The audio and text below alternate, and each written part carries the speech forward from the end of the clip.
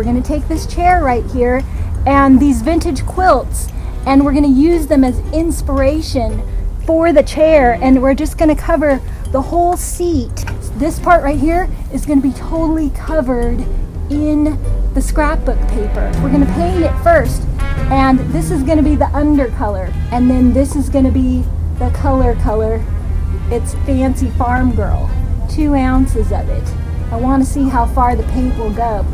The paint covers a lot, but I don't know if this is enough. We're just going to find out. So yeah, that's what we're going to do next. DIY paint is highly pigmented, and a little bit can go a very long way. I'm painting a chair that's already been painted and has a very smooth surface. Results will vary depending on your furniture. For great coverage and to help the paint go on smooth, dip your brush in water every so often.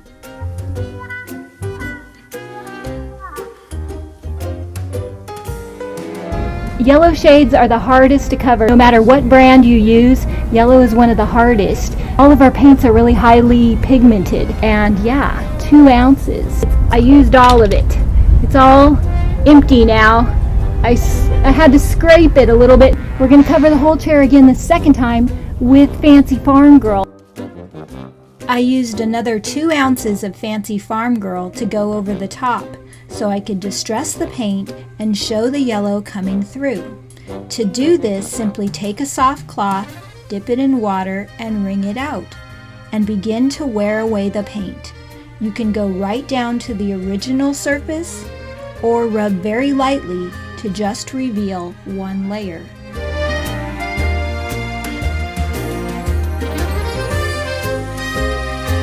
The next thing I did was add dark wax to highlight the texture of the paint. DIY dark wax is very forgiving.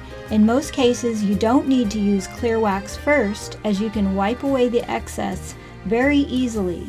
You can see here that I'm using a generous amount of wax.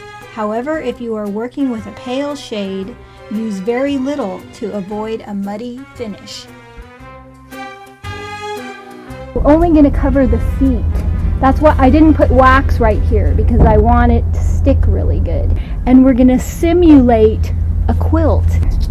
Just get your paper in this cutting device, and you just cut it out like this until you have like 100 of these, and then you just cut it and it comes out, and then you just keep doing that.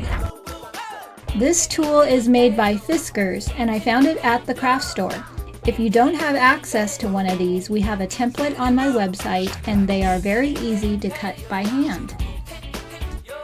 I used Mod Podge and a sponge brush to apply the paper.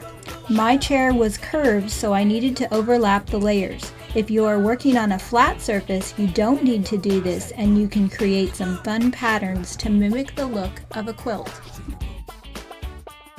I used an oil-based Sharpie and a popsicle stick to add the stitch marks. I really like the way the black ink set off the color and added detail to this project. The last step is to add several top coats of Mod Podge to your surface. For best results, let each coat dry thoroughly in between. It's the quilt chair. I think it turned out really good. And I think it looks kind of like a real quilt. Yeah, and I have another video coming. It's going to be good, but we have to do that one over because we had a little bit of trouble with it. This one was one of the easier projects, and if you would like more details on how to create this project, go to my website, debbiesdesigndiary.com. And if you would like more information on where to get my paint, there are people who sell it all across the country, and even in Canada. All you have to do is click the link down below. And yeah, thanks for watching. See, there's the back. Let me know in the comments if you plan to try this and what you would like to decoupage on. And subscribe. I've got a new video coming next week. Thanks for watching.